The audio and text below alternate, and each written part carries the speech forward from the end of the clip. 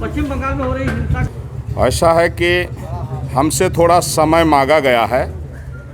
तो वहाँ विधिक कार्रवाई जो है करने के लिए मुझे आश्वासन मिला है कि संविधान की रक्षा हर संभव में की जाएगी और वहाँ जांच की जा रही है। जो लोग जो है इस तरह से अनलीगल असंवैधानिक कदम उठाए हैं, तो हमने जो है तो 2 अक्टूबर 2021 तक के लिए समय दिया है। अगर 2 अक्टूबर 2021 तक भारत को यदि हिंदू राष्ट्र घोषित नहीं किया गया, ईसाइयों और मुसलमानों की नेशनलिटी ख़त्म नहीं की गई, तो फिर 2 अक्टूबर गांधी जयंती के दिन मैं सरजू जी में जल समाधि लूँगा। क्योंकि देश का विभाजन हिंदू मुसलमान के नाम पर हुआ है और मुसलमानों ने उस समय जो है कहा कि हम हिंदुओं के साथ नहीं रह सकते हैं, हमको अलग देश चाहिए, और पाकिस्तान बांग्लादेश उनको दिया गया जो मुस्लिम देश घोषित हो गया। तो कम से कम दुनिया में एक देश तो हिंदुओं के लिए बचे। आज दुर्भाग्य है कि वेस्ट बंगाल में जितने यहाँ के मुसलमान हैं वो भी रोहिंग्याओं के साथ मिलकर के एक तरफ से हिंदुओं की हत्या कर रहे हैं, और उसी तरह जो है तो तमिलनाडु में हो रहा है, केरल में हो रहा है। जहाँ भी मुस्लिम आबादी ज़्यादा है उनको पाकिस्तान से प्रेम है, लेकिन हिंदू और हिंदुस्तान से नफरत है। ये हिंदी, हिंदू और हिंदुस्तान के वजूद को मिटाना चाहते हैं। इसलिए अब आवश्यक है कि भारत को हिंदू राष्ट्र घोषित किया जाए, और अगर ऐसा नहीं होगा तो मैं जगत गुरु परमहंस आचार्य पीठ श्री तपस्वी छावनी राम घाट अयोध्या से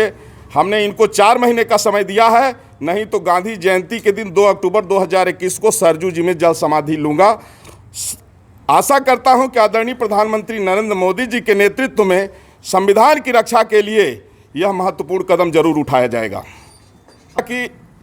जब वहाँ की स्थिति से पता लगा कि जब वहाँ राज्यपाल महोदय पीड़ितों से मिलने के लिए गए,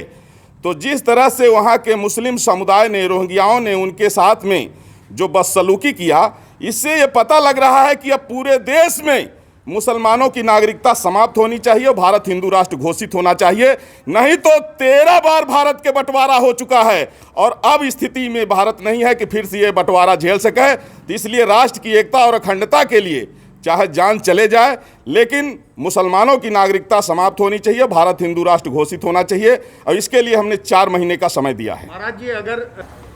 वो यहाँ शरणार्थी बन के रहेंगे, जब यहाँ पार्टीशन नहीं हो रहा था, हिंदुओं ने कहा कि नहीं हम भाई भाई हैं, मिल के रहेंगे, तो उस समय जो है 16 अगस्त 1946 को मुस्लिम लीग ने जिन्ना के कहने पर डायरेक्ट एक्शन डे का फरमान जारी किया, जिसमें कई लाख हिंदुओं, कई लाख सिखों की हत्या हुई थी, जिसको कलकत्ता किलिंग के नाम से जाना जाता है। तो जब वो देश बट गया, धर्म के नाम पर बटा, उनको अलग देश मिल गया, और पाकिस्तान बांग्लादेश में हिंदुओं की नेशनलिटी नहीं है, इसलिए हिंदुस्तान में इनकी नेशनलिटी खत्म होनी चाहिए। अगर इन्हें रहना है तो ये शरणार्थी बन के रहेंगे, लेकिन नागरिक बन के नहीं रहेंगे।